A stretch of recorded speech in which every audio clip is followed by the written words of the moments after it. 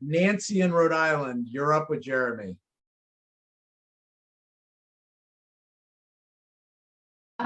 Give me a minute just to close my door. I'm sorry. No worries.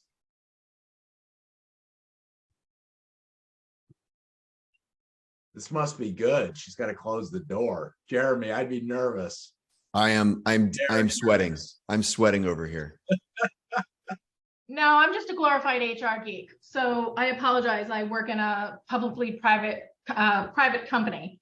So how do you engage innovation in a company that's been entrenched in this the way we've done things, or there's political undercurrents where innovation is needed because we're growing exponentially.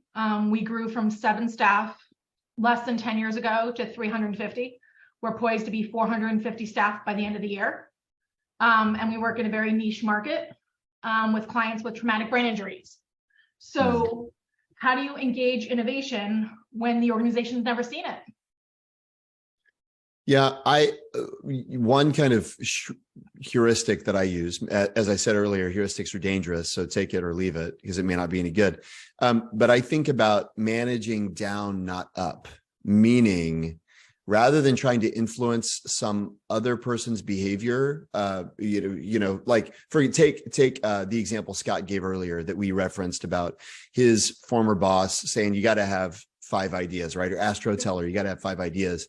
There are 2 ways one can take that, Nancy. I wish my boss asked me for 5 ideas, but I could never do that because, now I got to convince my boss of the value of 5 ideas, right? I would say that's a fool's errand. Or the other way to take it is I'm going to start asking the team that rolls up to me for 5 ideas. I can't control what my boss still wants the right answer. That's great.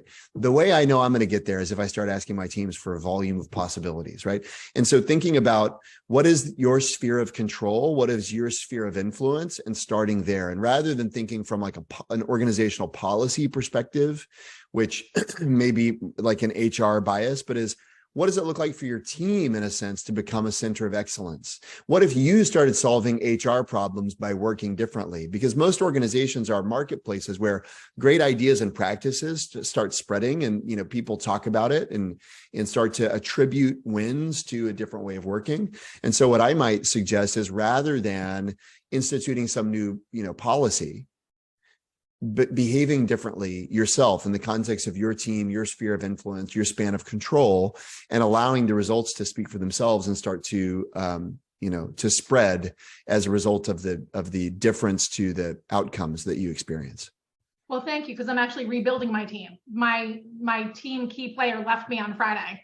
Oh, wow. She did artwork behind me that she knew how much I cared about the OP project, which is what her parting gift to me was the platypus. So now I get to build a team and make that part of who we are.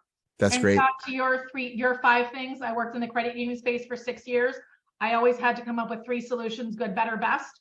And I had to have no ego with them. So I'm doing that here as well. Thank you. I've already put your book in my Amazon cart. So I didn't get a chance to read it beforehand.